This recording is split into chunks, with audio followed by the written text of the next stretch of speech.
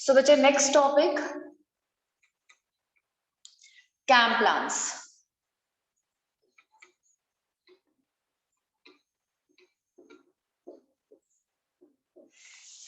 ठीक है, तो बच्चे कैंप प्लांट्स यानी कि ट्रांसलेशन एसिड मेटाबॉलिज्म प्लांट्स, यानी कि वो प्लांट्स जो एक डिफरेंट तरह का मेटाबॉलिज्म शो करते हैं। वो एक डिफरेंट कंडीशन में रह रहे हैं जिसकी वजह से डिफरेंट तरह का मेटाबॉलिज्म और कुछ मैकेनिज्म शो कर रहे हैं ताकि उस रिजिड एनवायरनमेंट को वो कोप अप कर पाए। तो बच्चे कैंप प्लांट्स जो है वो प्लांट्स होते हैं जिनके केस में हमारे पास जीरोफाइट्स और सक्युलेंट्स इंक्लूड होंगे, यानी कि ऐसे प्लांट्स जो बहुत ही ज्यादा ड्राई एनवायरनमेंट में रहते हैं। तो कैंप प्लांट्स जो है इट इंक्लूड्स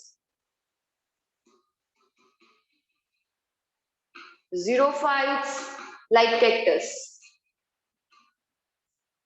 succulents जो बहुत ही ड्राई कंडीशन में रहेंगे। तो मुझे ड्राई और बहुत ही हाई टेम्परेचर वाले रीजन में रहने की वजह से इनको कुछ डिफरेंट मॉडिफिकेशन शो करनी पड़ती है। लाइक ये क्या करते हैं, ये अपने स्टोमेटा को रात को खोलते हैं, यानी कि ड्यूरिंग नाइट, क्योंकि मॉर्निंग में सन होने की वजह से इनका ये हाई टेम्परेचर फेस कर रहे होते हैं।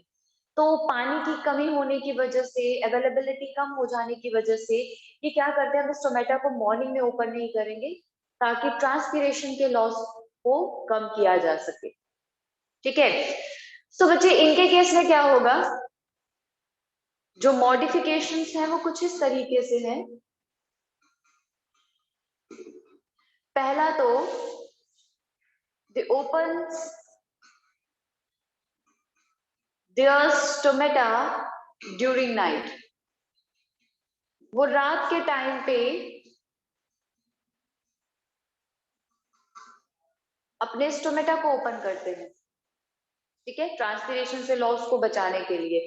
And secondly they have sunken stomata also, इनके केस में sunken stomata भी रहता है। sunken stomata यानी कि इनके केस में जो स्टोमेटा है वो थोड़ा सा कंकेविटी यानी कि डीपर और डिप्रेशन में रहेगा। जो लीफ का सरफेस है वहां पे कंपैरिजन में एक डिप्रेशन रहेगा और उस डिप्रेशन में यहाँ पे स्टोमेटा रहेगा, ताकि इस पर्टिकुलर एरिया में मॉइस्चर सेचुरेशन हो सके और वाटर लॉस से बचा जा सके। तो मॉइस्चर सेचुरेशन यहाँ पे हो जाती है जिसकी वजह से वाटर लॉस ज्यादा नहीं होता। तो संकन स्टोमेटा है और स्टोमेटा रात को ओपन होता है बेटा, ठीक है। तो ये दो चीजें हैं। पर बच्चे रात को तो लाइट होगी नहीं, तो बच्चे रात को लाइट नहीं होगी तो फोटोसिंथेसिस का प्रोसेस जो है वो इफेक्ट हो जाएगा। तो बच्चे इसीलिए क्या करते हैं, दिन के टाइम पे कार्बन डाइऑक्साइड को अवेलेबल करवाने के लिए, ताकि दिन के टाइम कार्बन डाइऑक्साइड अवेलेबल रहे स्टोमेटा ओपन किए बिना, तो उसके लिए ये कुछ मॉडिफिकेशन कर रखी है इन्होंने। क्योंकि स्टोमेटा तो ये रात को ओपन करेंगे और रात को लाइट नहीं होगी, तो लाइट रिएक्शन के बाद हमारे पास एनर्जी अकोमुलेट होगा जो कि कार्बन डाइऑक्साइड को ग्लूकोज बनाने के लिए यूज होगा। But what if carbon dioxide isn't available, जब वो अवेलेबल ही नहीं होगा तो फूड तो बन ही नहीं पाएगा। तो इसीलिए अब क्या किया जाता है, हमारे पास मेसोफिल सेल्स है ना, तो मेसोफिल सेल्स में ही कुछ चीजें होंगी। तो बच्चे मैं एक C4 प्लांट वाला मैकेनिज्म नियरली रिपीट कर रही हूँ। तो हमारे पास क्या हुआ था, कल हमने जब C4 प्लांट के बारे में बात की थी, उसमें फर्स्ट स्टेबल प्रोडक्ट बना था that is oxaloacetic acid. That oxaloacetic acid जो है उसको मैलिक एसिड में कन्वर्ट किया गया था, राइट। तो इसमें भी सेम चीज होने वाली है। इसमें भी क्या होगा, कार्बन डाइऑक्साइड वाटर जो है it gets combined to form bicarbonate ions. तो इस तरीके से बाइकार्बोनेट आयंस जो है वो ये भी बनाएंगे, लेकिन सेल जो है वो खुद मेसोफिल सेल ही रहेगा। और बच्चे बाइकार्बोनेट आयन सेम तरीके से कंबाइन होंगे फॉस्फोइनोल पायरुवेट के साथ और बना लेंगे ऑक्जेलोएसिटिक एसिड। तो पीईपी के साथ कंबाइन होकर ऑक्सैलो एसिटिक एसिड बन रहा था, सेम वैसे ही बना, and this oxaloacetic acid gets converted into malic acid and this process occurs during night. ये प्रोसेस जो है वो रात के दौरान हो रहा है, क्योंकि रात के दौरान ही कार्बन डाइऑक्साइड एंटर कर पाएगा, स्टोमेटा रात के टाइम पे इसलिए, ठीक है। तो यहाँ पे रात के टाइम ये प्रोसेस हो जाता है और ये मैलिक एसिड जो है वो वैक्यूल में स्टोर हो जाएगा, सैप वैक्यूल में स्टोर हो जाएगा, जाके इकट्ठा होता जाएगा, ये होता जाएगा, फर्दर कोई मॉडिफिकेशन नहीं होगा ऐसे। लेकिन अब क्या होगा, रात के टाइम पे तो ये प्रोसेस हो गया,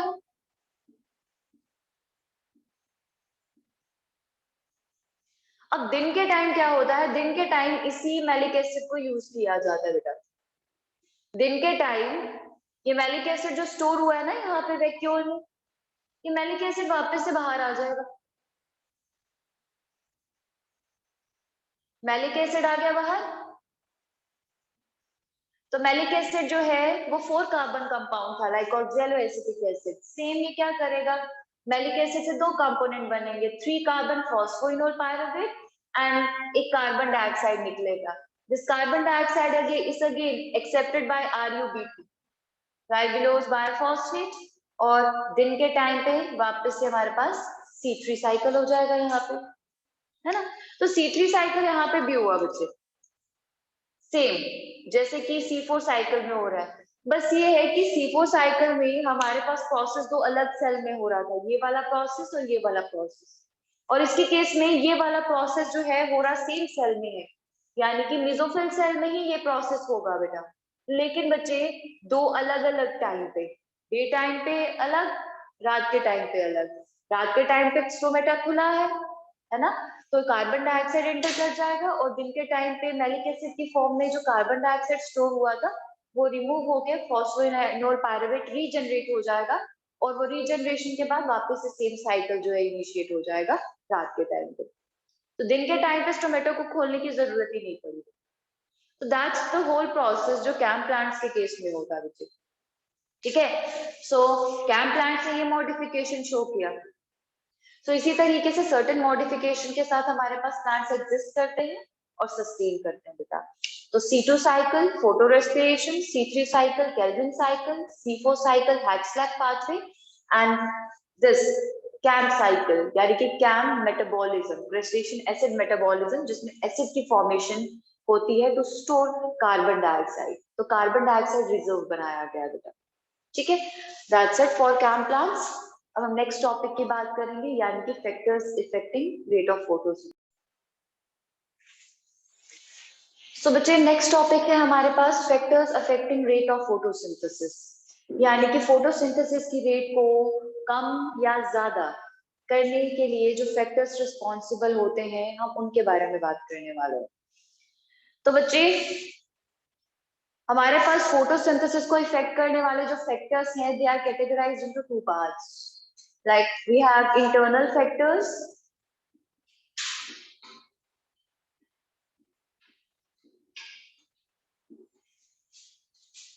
and external factors.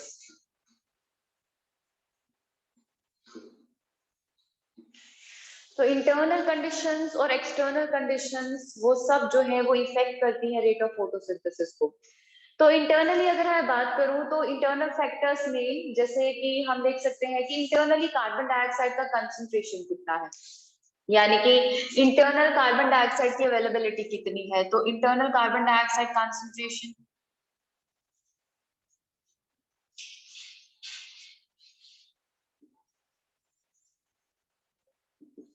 ठीक है। और सेकेंडली हमारे पास है number of leaves, foliages and other appendages. तो बच्चे हमारे पास प्लांट के पास कितने अपेंडेजेस हैं, क्या स्ट्रक्चर है, इंटरनल अरेंजमेंट क्या है, वो सब जो है बेटा वो इंटरनल फैक्टर्स में आएंगे, ठीक है।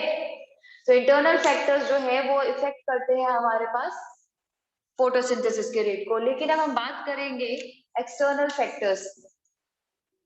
तो एक्सटर्नल फैक्टर्स कुछ इस तरीके से हैं हमारे पास। एक्सटर्नल फैक्टर यानी कि एक्सटर्नल टेम्परेचर, एक्सटर्नल फैक्टर्स यानी कि oxygen concentration, carbon dioxide concentration, उसके बाद light and availability of water. तो ये सारी चीजें जो है ये एक्सटर्नल फैक्टर्स, तो ये सारे रेट ऑफ फोटोसिंथेसिस को इफेक्ट करेंगे स्लो और मेजर रेट पे। लेकिन बच्चे ये फैक्टर्स जो हैं सारे ही मिलकर फोटोसिंथेसिस के रेट को इफेक्ट कर रहे हैं, सब मिलकर कर रहे हैं। कहीं ना कहीं जो है कोई बारीकी और नेग्लिजिबल अमाउंट में भी कर रहा हो तो उसका भी कोई ना कोई कॉन्ट्रीब्यूशन रहेगा। बट द थिंग इज हम रेट ऑफ फोटोसिंथेसिस कम हो रहा है या ज्यादा हो रहा है वो डिसाइड कैसे करेंगे। जब हमें सब फैक्टर्स को एक साथ स्टडी करना पड़ेगा तो एक काइंड ऑफ मेस क्रिएट हो जाता है कि फोटोसिंथेसिस एक्चुअली कौन कम या ज्यादा कर रहा है। तो इट्स अ टीडियस प्रोसेस ना। तो उसके से ब्रैकमैन ने एक लॉ दिया है, ब्रैकमैन्स लॉ ऑफ लिमिटिंग फैक्टर। तो ब्रैकमैन्स लॉ जो है वो इस चीज को, इस कॉन्सेप्ट को सॉर्ट कर देता है। वो बताता है कि एक्चुअल क्या चीज है, एक्चुअली हमें किस चीज को कंसीडर करना चाहिए जब हम रेट ऑफ फोटोसिंथेसिस को डिटरमाइन करने की बात करते हैं। तो ब्रैकमैन्स लॉ ऑफ लिमिटिंग फैक्टर।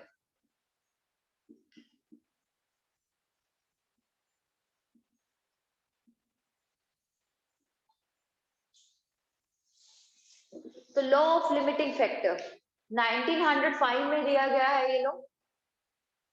और इस लॉ के अकॉर्डिंग जो है हमारे पास रेट ऑफ फोटोसिंथेसिस जो है वो डिसाइड करता है एक ऐसा फैक्टर जो बहुत ही लोअर लेवल पे हो। ठीक है, यानी कि एक फैक्टर जो है वो एक पर्टिकुलर कंसंट्रेशन में, एक्स कंसंट्रेशन में चाहिए मिनिमली रेट ऑफ फोटोसिंथेसिस को करवाने के लिए, फोटोसिंथेसिस को परफॉर्म करवाने के लिए। लेट्स से कोई एक्स कंपोनेंट है वो हमारे पास 10% के आसपास चाहिए, मिनिमली 10% के आसपास चाहिए तो ही जाके फोटोसिंथेसिस परफॉर्म होगा, अदरवाइज नहीं होगा। सो इन दैट पर्टिकुलर केस अगर हमारे पास ये 10% है या 12% है, 11% है, 13% है, तो मतलब ये नियरली अपने मिनिमल लेवल के आसपास पहुंच रहा है, मिनिमल अमाउंट में पहुंच रहा है। तो अगर ये 10 के पास पहुंच गया या उससे कम हो गया तो फोटोसिंथेसिस जो है वो बिल्कुल ही उसका रेट फॉल कर जाएगा। तो इसीलिए जो फैक्टर हमारे पास मिनिमल लेवल पे हो, अपने मिनिमल अमाउंट में हो, वो डिसाइड करता है कि फोटोसिंथेसिस का एक्चुअल रेट क्या रहने वाला है। ठीक है, सो बच्चे, so according to Blackman's law of limiting factor, so rate of reaction is decided by reaction in case, in this case is photosynthesis,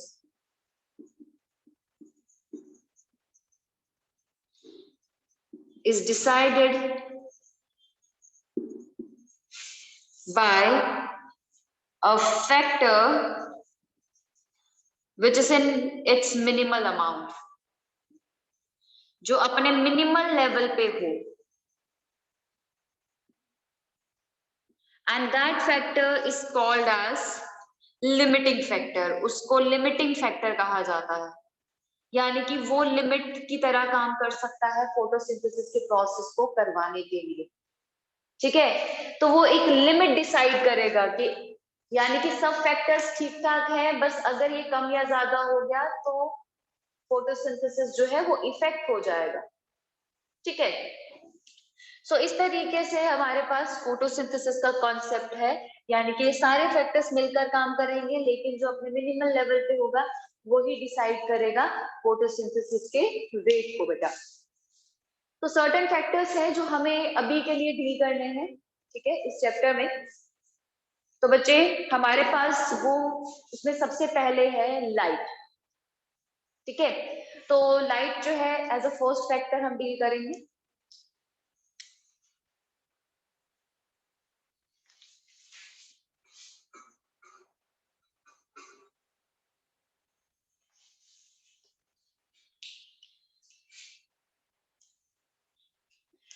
सो बच्चे लाइट जो है it is an important factor, is an important factor for photosynthesis, क्योंकि यही एक energy source रहने वाला है।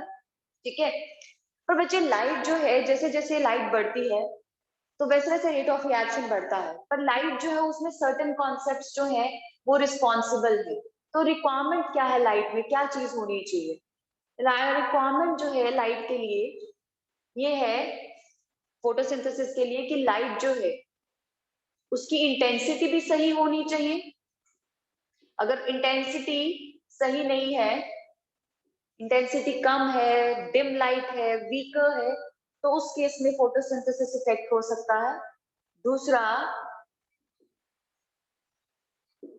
Light duration कम है हो तो, या ज्यादा हो, वो इफेक्ट कर सकता है, क्योंकि हमारे पास कुछ ऐसे प्लांट्स होते हैं जो लॉन्ग डे होते हैं और कुछ शॉर्ट डे प्लांट्स होते हैं। तो शॉर्ट डे प्लांट्स को अगर बहुत ज्यादा लंबे समय तक लाइट दी जाए तो बच्चे वो उसके क्लोरोफिल को डिस्टर्ब कर सकता है। तो high intensity high duration light जो है वो क्लोरोफिल को खराब कर सकता है, तो उसकी वजह से फोटोसिंथेसिस रेट फॉल कर जाएगा। तो इसीलिए intensity, duration and yes light quality, proper visible range होनी चाहिए। We have certain wavelengths like 450 nanometers, 700 nanometers, which is actually effective for photosynthesis, like blue and red light. तो उस केस में अगर वैसा पैटर्न, वैसी रेंज भी मिल रही है तो फोटोसिंथेसिस इफेक्ट हो जाएगा। तो ये तीन चीजें जो है हमारे पास रिक्वायर्ड रहती है। पर अगर हम बात करें लाइट जो है विद इंक्रीज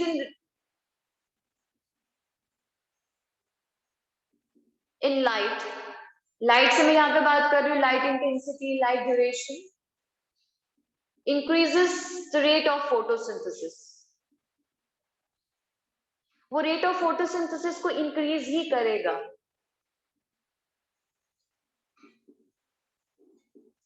बट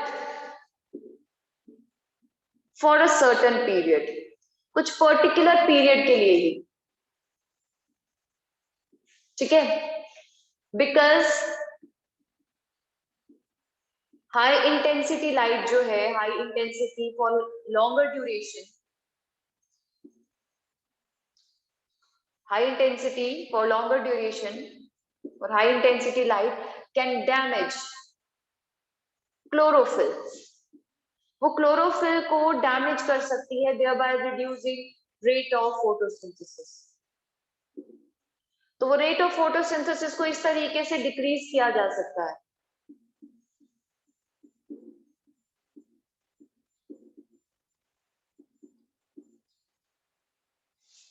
ठीक है? सो बच्चे, अब हमारे पास ये सर्टेन चीजें हैं, ये सर्टेन फैक्टर्स हैं और कॉन्सेप्ट्स है जिसको हम एक ग्राफ में प्लॉट करेंगे। तो अगर हम ग्राफ प्लॉट करते हैं लाइट की इंटेंसिटी और रेट ऑफ फोटोसिंथेसिस के साथ, तो हमें कुछ ग्राफ जो है वो कुछ इस तरीके से मिलता है। तो रेट ऑफ फोटोसिंथेसिस जो है हम यहाँ पे प्लॉट करेंगे,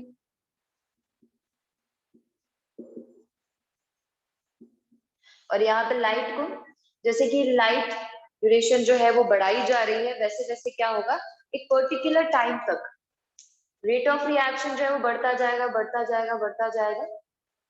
ठीक है? बट एक पर्टिकुलर टाइम ऐसा आएगा कि लाइट बढ़ाने की वजह से हमारे पास एक स्टैटिक फेज आ जाएगा। एक ड्यूरेशन जो है एक पर्टिकुलर टाइम तक के लिए ही हमारे पास लाइट जो है वो फोटोसिंथेसिस के रेट को बढ़ाएगी, और उसके बाद एक स्टैटिक अरेंजमेंट जो है वो आना शुरू हो जाता है बेटा। ठीक है? तो लाइट जो है हम सफिशिएंटली बढ़ा भी देंगे, पर रेट ऑफ रिएक्शन जो है एक पर्टिकुलर टाइम तक ही बढ़ेगा, बिल्कुल सबस्ट्रेट कंसंट्रेशन की तरह ही, जैसे हमने एंजाइम के केस में पढ़ा था, एक स्टेशनरी फेज अटेन हो जाता है। ठीक है? सो आगे डिस्कस करते हैं फिर।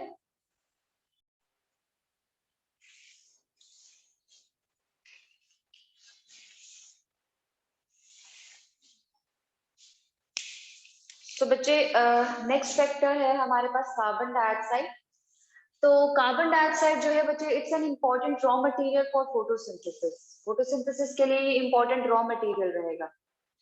तो बच्चे, लाइट जो है वो एनर्जी सोर्स है, पर एक चीज है, प्लांट जो है वो नियरली 10% फॉलिंग लाइट में से सिर्फ 10% जो है वो नियरली यूज करते हैं।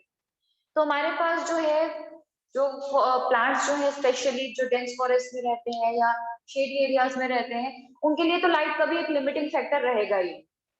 ठीक है? क्योंकि लाइट की अवेलेबिलिटी काफी हाई रहती है नॉर्मल डेज में।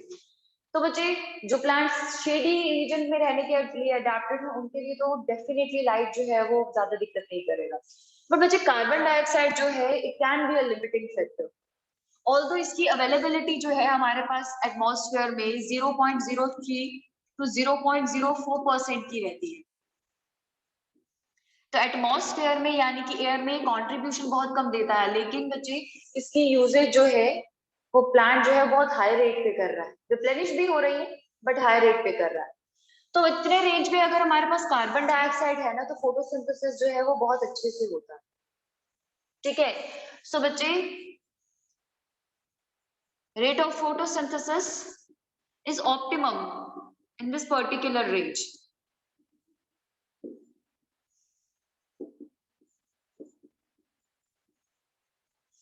इस पर्टिकुलर रेंज में। लेकिन बच्चे अगर हमारे पास इंक्रीज हो जाए in concentration of carbon dioxide that is nearly more than 0.05%, तो बच्चे वो फोटोसिंथेसिस के रेट को रिड्यूस कर सकता है। It reduces rate of photosynthesis.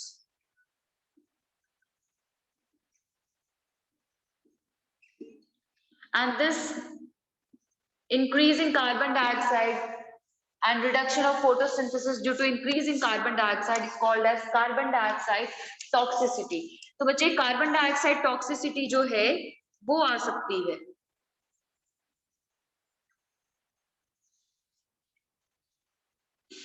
अगर कम हो जाए तो ये लिमिटिंग फैक्टर की तरह काम करेगा, खाना नहीं बनेगा। ऑब्वियसली कार्बन डाइऑक्साइड एक इंपॉर्टेंट रॉ मटेरियल है, तो उसके बिना तो खाना नहीं बनाया जा सकता, लेकिन इसके बढ़ जाने की वजह से भी टॉक्सिसिटी कॉज हो सकती है, जिसकी वजह से रेट ऑफ फोटोसिंथेसिस फॉल कर सकता है। ठीक है, पर बच्चे हमारे पास जो प्लांट्स है कार्बन डाइऑक्साइड को यूज कर रहे हैं खाना बनाने के लिए, but we have different requirements also. We have C4 plants जिसकी रिक्वायरमेंट्स कार्बन डाइऑक्साइड को लेकर अलग होती है, और C3 प्लांट्स की रिक्वायरमेंट जो है कार्बन डाइऑक्साइड को लेकर अलग होती है। ठीक है, सो बच्चे C3 प्लांट्स जो है इट रिक्वायर्स नियरली 360 माइक्रो पर litre carbon dioxide, whereas C3 plants require beyond 450 micro per liter। मतलब C3 प्लांट्स जो है उनके लिए कार्बन डाइऑक्साइड रिक्वायरमेंट हाई है, और C4 प्लांट्स जो है उनके लिए कार्बन डाइऑक्साइड रिक्वायरमेंट कंपैरेटिवली कम, तो ये अकॉर्डिंगली काम करते हैं। ठीक है, तो बच्चे हमारे पास लाइट कार्बन डाइऑक्साइड जो है वो एक तरह से उनकी कंसंट्रेशन और रेट ऑफ फोटोसिंथेसिस की अगर बात करें तो वो दोनों जो है वो एक दूसरे के साथ, कार्बन डाइऑक्साइड और लाइट एक दूसरे के साथ एक लीनियर ग्राफ बनाते हैं। ठीक है, तो बच्चे जितनी ज्यादा अच्छी लाइट होगी, जितनी लाइट जो है वो प्रॉपरली मिल रही है प्लांट को फोटोसिंथेसिस के लिए, उतनी अच्छे से हमारे पास कार्बन डाइऑक्साइड यूटिलाइजेशन होता है। ठीक है, तो कार्बन डाइऑक्साइड यूटिलाइजेशन प्रॉपरली होगा तो लाइट भी प्रॉपरली यूज होगी फॉर फोटोसिंथेसिस प्रोसेस, तो फोटोसिंथेसिस का रेट जो है वो बढ़ता जाएगा, लेकिन अगेन पर्टिकुलर टाइम तक। ठीक है, ज्यादा होगा तो बच्चे तो भी दिक्कत हो जाएगी। तो बच्चे इसीलिए हम क्या करते हैं, ग्रीन हाउस क्रिएट करते हैं। ग्रीन हाउस क्रिएट करते हैं, तो ग्रीन हाउस क्रिएट करने की वजह से हमारे पास कार्बन डाइऑक्साइड जो है, जिन प्लांट्स को रिक्वायरमेंट हाई है, ठीक है, जैसे कि टोमेटो वगैरह प्लांट जो है उनको रिक्वायरमेंट हाई रहेगी कार्बन डाइऑक्साइड की, तो बच्चे कार्बन डाइऑक्साइड सेचुरेशन यहाँ पे की जा सकती है, टेम्परेचर से इफेक्टेड, तो अल्टीमेटली कार्बन डाइऑक्साइड जो है वो यूटिलाइज हो जाता है और प्लांट जो है वो अच्छे से ग्रो करते हैं। ठीक है, तो ये हमारे पास रहा कार्बन डाइऑक्साइड। तो नेक्स्ट फैक्टर की बात करते हैं। So let's talk about temperature. तो कार्बन डाइऑक्साइड के बाद टेम्परेचर जो है वो हमारे पास नेक्स्ट फैक्टर है। तो टेम्परेचर जो है बेटा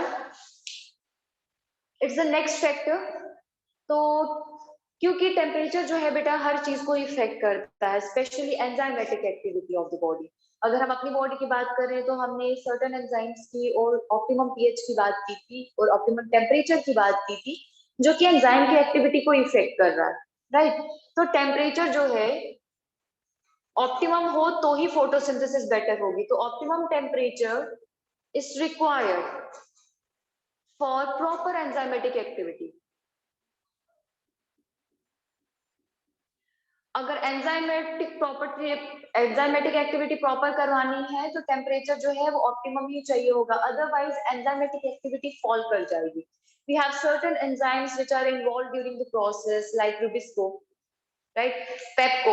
तो बच्चे ये ऐसे एंजाइम्स जो है NADP रिडक्टेज, तो ये एंजाइम्स जो है अगर प्रॉपर टेम्परेचर ना मिले तो इनकी एक्टिविटी जो है वो कम होना शुरू हो जाएगी. टेम्परेचर हाई मिला है लॉन्गर टाइम्स के लिए तो एंजाइम एक्टिविटी जो है वो और भी ज्यादा दिक्कत करेगी क्योंकि डीनेचुरेशन हो जाएगा प्रोटीन का. तो बच्चे इसीलिए एक सर्टेन लेवल पे टेम्परेचर मेंटेन होना जरूरी है. पर बच्चे we have different plants, again we have C4 plants which have high requirement for temperature. तो हाई टेम्परेचर जो है is favorable for C4 plants. So higher temperature gives high productivity. But in case of C3 plants, it's comparatively opposite.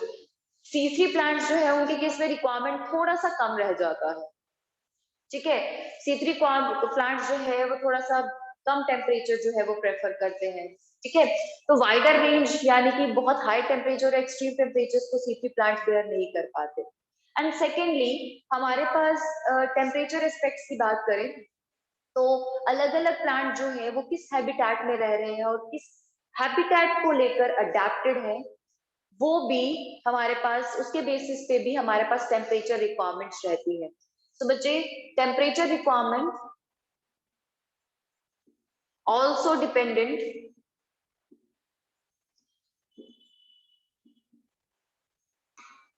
On habitat adaptation. इस तरीके का habitat adaptation है, उसके basis पे हमारे पास टेम्परेचर की रिक्वायरमेंट अलग अलग प्लांट की हो सकती है. ठीक है, सो बच्चे टेम्परेचर जो है वो भी एक लिमिटिंग फैक्टर हो सकता है. ठीक है, बहुत कोल्डर टाइम्स में फोटोसिंथेसिस का रेट जो है वो फॉल कर सकता है ड्यू टू टेम्परेचर. ठीक है, क्योंकि एंजाइम जो है वो काम नहीं करेंगे टेम्परेचर पे, lower temperatures. Now the last factor that is water. Again oxygen के बारे में हम जानते हैं, it increases photo respiration along with temperature. ठीक है, टेम्परेचर हाई हो तो फोटो रेस्पिरेशन बढ़ सकता है, सिमिलरली ऑक्सीजन के केस में. ठीक है, सो ऑक्सीजन जो है वो भी दिक्कत करेगा, इंटरफेयर करेगा फोटोसिंथेसिस के प्रोसेस के साथ. So let's talk about the water. Water जो है हमारे पास जरूरी है for replenishment of electrons. Non cyclic photophosphorylation के दौरान वाटर जो है इंपॉर्टेंट कंपोनेंट रहेगा. तो बच्चे वाटर जो है अगर हमारे पास वाटर रिड्यूस हो जाता है, वाटर लेवल रिड्यूसेस. वैसे तो कुछ प्लांट जो है वो वाटर रिडक्शन को लेकर मॉडिफाइड है, like CAM plants, crassulacean acid water metabolism plant. तो वाटर रिडक्शन जो है इट कॉजेस वाटर स्ट्रेस. ये वाटर स्ट्रेस कॉज कर सकता है and led to closure of stomata.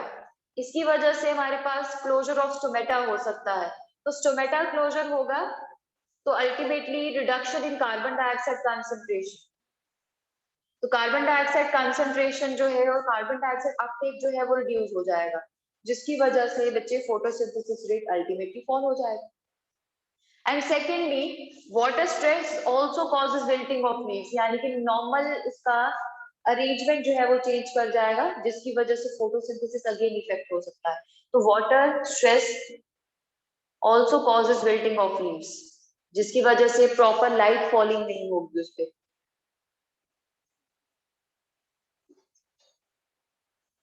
ठीक है, so these are some factors which actually effects photosynthesis. ठीक है, हमने 4 मेन फैक्टर्स किए हैं, light, temperature, carbon dioxide and water. ठीक है, so that's completes your chapter.